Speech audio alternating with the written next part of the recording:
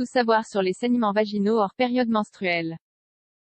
Toutes les femmes peuvent connaître des saignements vaginaux inhabituels au cours de leur vie reproductive, et ce n'est pas quelque chose d'inquiétant.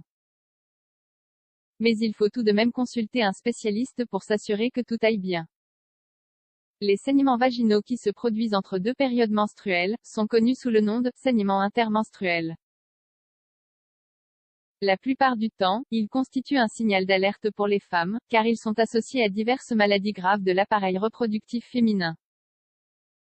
Cependant, même s'ils ne peuvent pas être considérés comme anodins, les saignements intermenstruels ne doivent pas pour autant être diabolisés. Car ils n'indiquent pas forcément la présence d'une maladie grave. Il est donc très important que les femmes s'informent bien sur le sujet, pour connaître les raisons possibles de ces saignements et pour éviter de tirer des conclusions hâtives lorsqu'ils se manifestent. Les saignements vaginaux. Le cycle menstruel de la femme peut durer entre 21 et 35 jours, avec une moyenne de 28 jours. Les sécrétions menstruelles normales durent entre 2 et 7 jours, et occasionnent une perte de sang totale qui se situe entre 30 et 80 ml. Un saignement anormal est celui qui se manifeste entre la fin d'un cycle menstruel, et le commencement d'un autre. C'est-à-dire après les dernières règles, et avant les suivantes. On estime que toutes les femmes peuvent souffrir d'au moins un saignement inhabituel au cours de leur vie reproductive. Dans la majorité des cas, ils sont totalement bénins.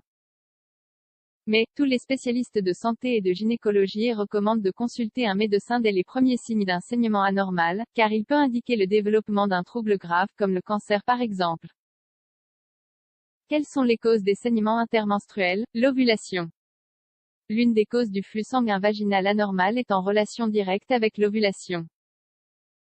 En effet, lors de la période d'ovulation, le corps augmente la production d'œstrogène, une hormone liée à la libération de l'ovule dans les ovaires.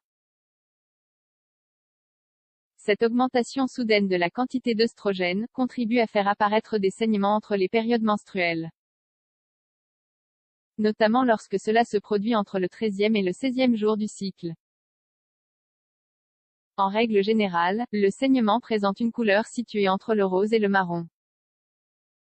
Il peut être accompagné de pertes de couleur blanche et de légères crampes dans la partie basse du ventre. Le stress. Le stress physique et mental peut également être en relation directe avec l'apparition de saignements vaginaux inhabituels. Les situations de tension et de stress provoquent une réponse cérébrale qui peut altérer le processus menstruel, en provoquant une décharge de sécrétion de couleur marron dans les jours précédents, ou suivant, la menstruation. Une grossesse non diagnostiquée. Lorsqu'une femme est enceinte et qu'elle l'ignore, il est très probable qu'elle découvre son état en se rendant chez le médecin après des saignements vaginaux anormaux. En effet, durant les premières semaines de la grossesse, des saignements vaginaux inhabituels sont provoqués par l'implantation de l'embryon. Il est très important de consulter votre médecin. Car la présence d'une grande quantité de sang peut indiquer un avortement non désiré. Quels sont les cas qui doivent vous alerter?